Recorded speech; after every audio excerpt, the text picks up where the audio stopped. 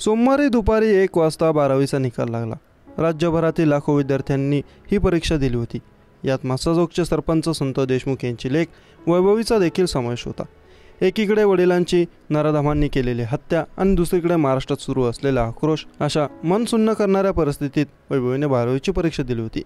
वडिलांच्या हत्येमुळे केवळ देशमुख कुटुंबच नव्हे तर संपूर्ण महाराष्ट्र हादरून गेला होता। अशा स्थितीत वैभवीने परीक्षा दिली। तिने केवळ परीक्षाच दिली नाही तर बोर्ड परीक्षेत घवघवीत यशही मिळवलं। वैभवीला 12वीच्या परीक्षेत 85.33% गुण मिळाले। दिवंगत सरपंच संत देशमुख यांना वैभवीला डॉक्टर करण्याचं स्वप्न होतं। वडिलांचे छत्र हरपल्यानंतरही वैभवीने घवघवीत यश मिळवलं। वैभवीने बायोलॉजीमध्ये 98 गुण मिळवले, तर फिजिक्समध्ये 83 आणि केमिस्ट्रीमध्ये 91, गणितामध्येही वैभवीला 94 गुण मिळाले आहेत। वैभवीच्या यशाबद्दल गावकऱ्यांपासून तर शिक्षकांपर्यंत सगळ्यांनी कौतुकाची थाप दिली। 12वीची परीक्षा उत्तीर्ण झाल्यानंतर वैभवी देशमुखनं पहिली प्रतिक्रिया दिली आहे। पाठीवर शाबासकी द्यायला पप्पा हयात नाहीत, अशी भावूक प्रतिक्रिया वैभवीने दिली आहे। 12वीची परीक्षा उत्तीर्ण झाल्यानंतर भावना व्यक्त करताना वैभवी म्हणाली, दुःख याचं वाटतं की माझ्या वडिलांच्या शाबासकीची थाप माझ्या पाठीवर मिळणार नाही। त्यावेळी आमची मानसिकता वाईट होती, आम्हाला काहीच सुचत नव्हतं।